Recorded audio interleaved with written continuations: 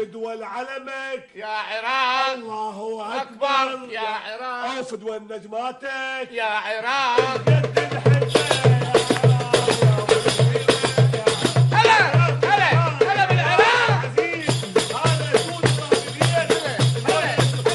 هذا اسود الرافدين راح يفرحون العراقيين بقطر، وانا اقول له نور صبري انت اول واحد ترجع، هي مو قضيه كابتنيه، انت ابو الغيره وانت نور ابو الشدايد، وان شاء الله يونس محمود موجود وراح نغني كنا نحبك يا عراق، يا ابو الغيره يا عراق، يا عراق، تسوى علمك يا عراق، او ارفع راسك يا عراق، وانا اقول يا عراق، او انت تقول يا عراق. او كذا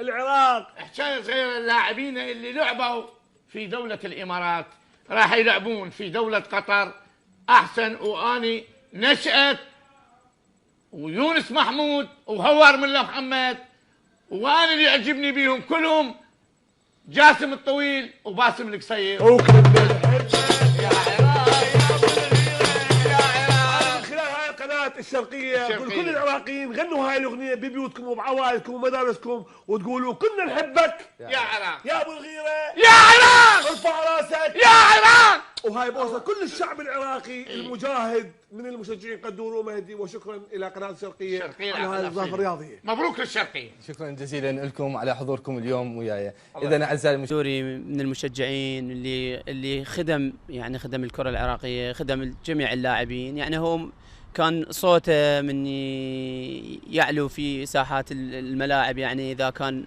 مع المنتخب أو مع الأندية اللي نلعبها أو بكل مجال. يعني أنا أشوفها مو بس بكرة القدم، قدوري شجع منتخب السلة وشجع الطائرة وشجع اليد وشجع شكو رياضة موجودة بداخل العراق، وهسه جاي يمر بحاله ويمر بموقف.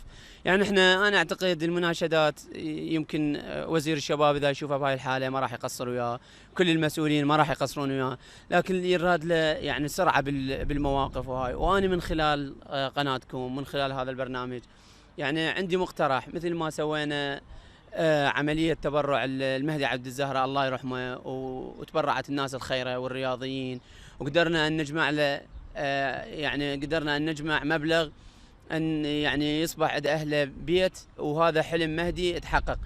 انا اقول لو نسوي فد حمله مشابهه لهاي الحمله، حتى ولو يعني تكون اقل منها بالمبالغ وهاي، ونقدر انه نطلع قدوري خارج العراق ونجمع له هاي المبلغ اللي يقدر يعالجه بخارج العراق، ونعالجه ونرجع البسمه القدوري ونرجع البسمه لاهل قدوري. وانا من خلال هذا المكان ادعو كل الوزارات، الناس الخيره، الرياضيين، اي انسان يحب انه يتبرع ويحب يساهم بهاي العمليه، ان شاء الله يعني يكون عن طريقكم، عن طريق اي لجنه نخصصها ان شاء الله بالمستقبل، ويصير تجمع والتبرعات كلها تكون بمكان واحد وتروح القدوري.